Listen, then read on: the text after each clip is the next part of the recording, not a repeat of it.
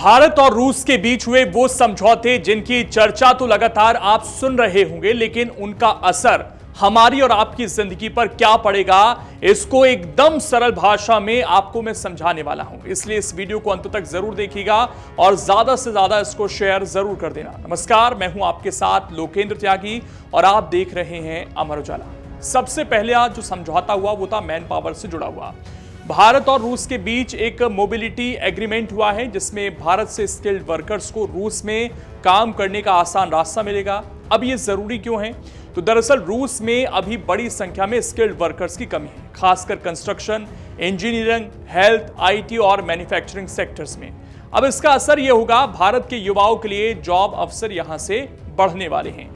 Work visa और documentation में परेशानी कम होगी और स्किल्ड भारतीय वर्कर्स की मांग और कमाई दोनों यहां से बढ़ेगी। वहीं एक और बड़ा फैसला वीजा को लेकर हुआ। रूस के नागरिकों को भारत आने पर 30 दिन का फ्री वीजा मिलेगा। ये दोनों देशों के बीच टूरिज्म, स्टूडेंट एक्सचेंज और बिजनेस मूवमेंट बढ़ाने के लिए जरूरी है। इससे भारत में रूसी टूरिस्ट बढ़ेंगे। वहीं शिक्षा सेक्टर में रूसी स्टूडेंट्स का इंटरेस्ट जो है वो बढ़ेगा। बिजनेस डेलीगेशन और एनआरआई ट्रेड तेज होगा। इससे दोनों देशों का कल्चरल और आर्थिक कनेक्शन जो है वो मजबूत होगा। तीसरा बड़ा फैसला ऊर्जा से जुड़ा हुआ है, जिसमें कहा गया है कि रूस भारत को अब लंबे समय तक लगातार कच्चे तेल और गैस की सप्लाई देता रहेगा। ये इसलिए जरूरी है क्योंकि भारत दुनिया का तीसरा सबसे बड़ा तेल आयातक है और रूस भारत को डिस्काउंट पर सप्लाई देता रहा है। इससे भारत की ऊर्जा सुरक्षा मजबूत बनी रहेगी। पेट्रोल डीजल की कीमतें भी स्थिर रहेंगी और महंगाई भी कंट्रोल में रहेगी।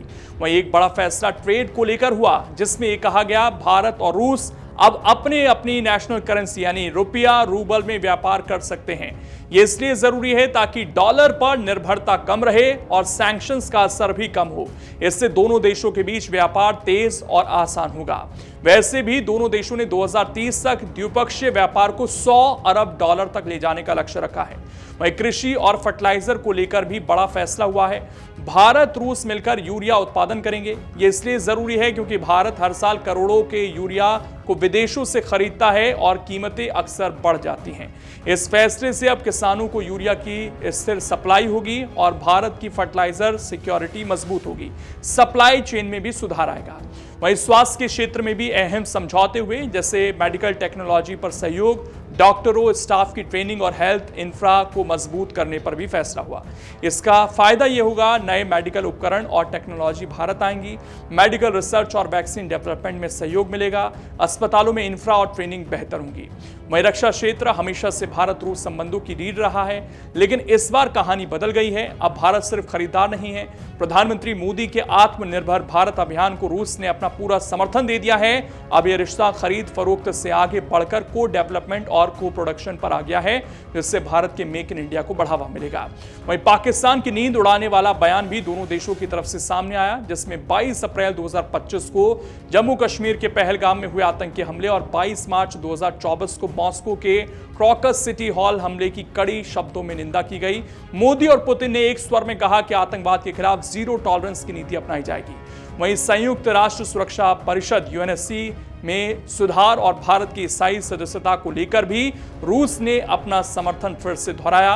वहीं स्पेस सेक्टर में भी दोनों देशों ने नई ऊंचाइयों को छूने का फैसला किया है, जिससे भारत के कई मिशन में जो है आने वाले समय में मदद मिलेगी। इस ऐतिहासिक दौरे का अंत एक और बड़ी खबर के साथ हुआ। राष्ट्रपति पुतिन ने पीएम मोदी को 2026 में 24वें वार्षिक शिखर सम्मेलन के लिए रूस आने का न्योता दिया, जिसे प्रधानमंत्री नरेंद्र मोदी ने स्वीकार भी कर लिया। अगर आप ये वीडियो YouTube पर देख रहे हैं तो हमारे चैनल को सब्सक्राइब कर बेल आइकन दबाएं और Facebook पर देख रहे हैं तो हमारे पेज को लाइक करें।